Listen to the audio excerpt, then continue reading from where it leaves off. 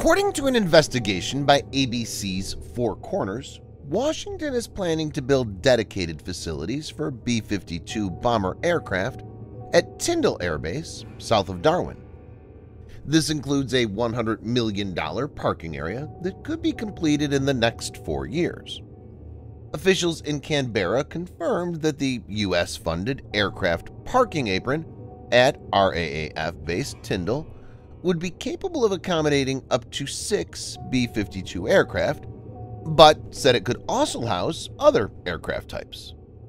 They said the project was currently in the design phase and played down the significance of the development, saying U.S. bomber aircraft have been visiting Australia since the early 1980s and conducting training in Australia since 2005. In this video, Defense Updates analyzes how B-52 Stratofortress in Australia would counter Chinese designs in the region. Let's get started. This video is sponsored by War Thunder, the most comprehensive military vehicle online game for PC, PlayStation 4, and Xbox One, in which you can go to battle on more than 1,200 playable aircraft, tanks, helicopters, and ships from the 1930s to the 1990s.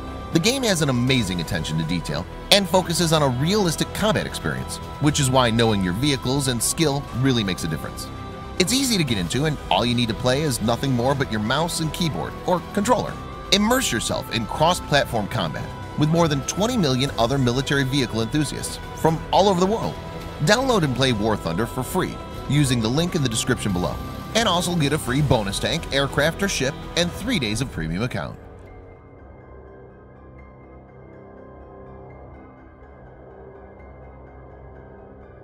The Boeing B-52 Stratofortress is a long-range, subsonic, jet-powered strategic bomber. The B-52 was designed and built by Boeing, which has continued to provide support and upgrades. It's been operated by the United States Air Force, USAF, since the 1950s.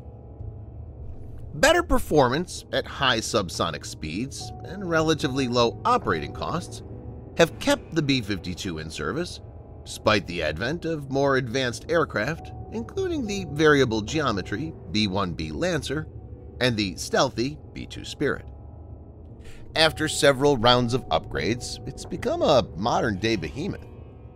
It has a typical combat range of more than 8,800 miles or 14,080 kilometers without aerial refueling.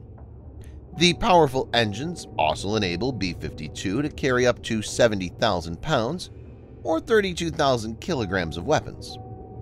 The B-52 is capable of carrying both conventional as well as nuclear weapons. Apart from the ability to drop bombs, B-52 can carry land attack cruise missiles like AGM-86, which can be equipped with a thermonuclear warhead.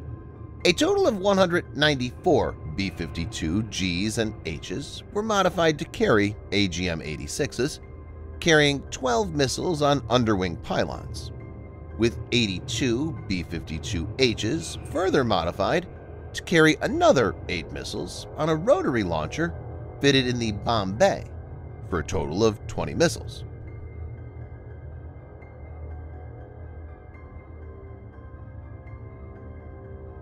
The backdrop is critical here and comes at a juncture when the relationship between Australia and China has seen major deterioration. It's interesting to note that relation was cordial, but this changed since President Xi Jinping became the leader. The situation became worse after Australia asked for a free and fair probe into coronavirus origin, and China retaliated with a higher tariff on Australian goods and import restrictions. China has even threatened Australia with military action. Sometime back, in a speech to the Australian Defence Force Academy in Canberra, Scott Morrison, who was then the Prime Minister of Australia, said his country must face the reality that we have moved into a new and less benign strategic era.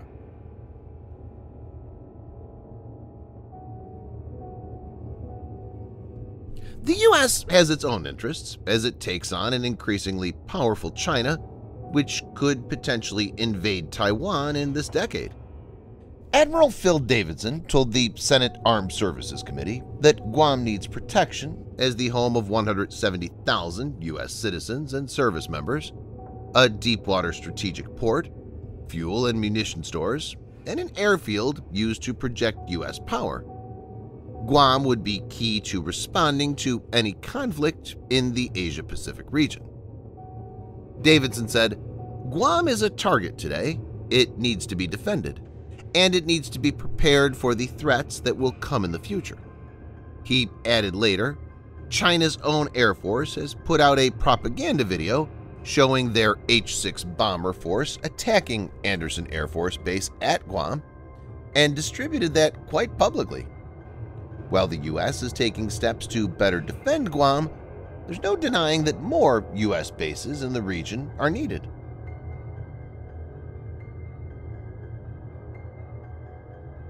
China's taken note of this. The Chinese Foreign Ministry spokesperson Zhao Lijian told reporters at a regular briefing that China urges the parties concerned to abandon the outdated Cold War and zero-sum mentality and narrow-minded geopolitical thinking, and to do something conducive to regional peace and stability and enhancing mutual trust between the countries. He said defense and security cooperation between countries should not target any third parties or harm the interests of third parties.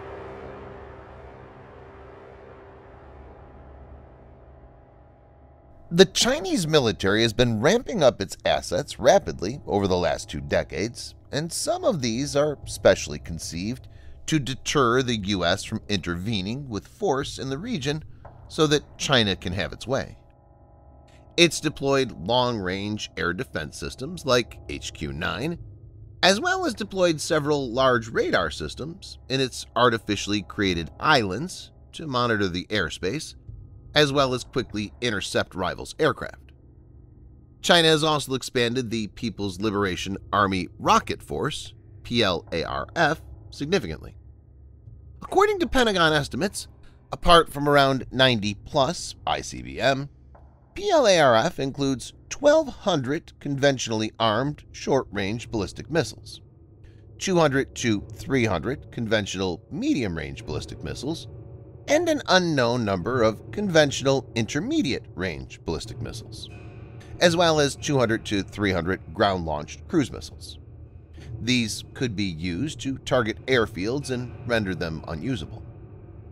Deployment of B-52, potentially armed with nukes, in Australia would counter Chinese designs. Having bombers that could potentially attack mainland China is a very powerful signal. U.S. bomber aircraft have been visiting Australia for decades, but the launch of an enhanced air cooperation program in early 2017 shows a determination by both governments to ensure their air forces could operate together seamlessly. This move is another indication, after the AUKUS Security Pact, that Australia is strongly aligned with the U.S. and the West. Subscribe for more videos like this. Hit the like button if you find the video interesting, and kindly provide your feedback in the comment section. This will help us improve.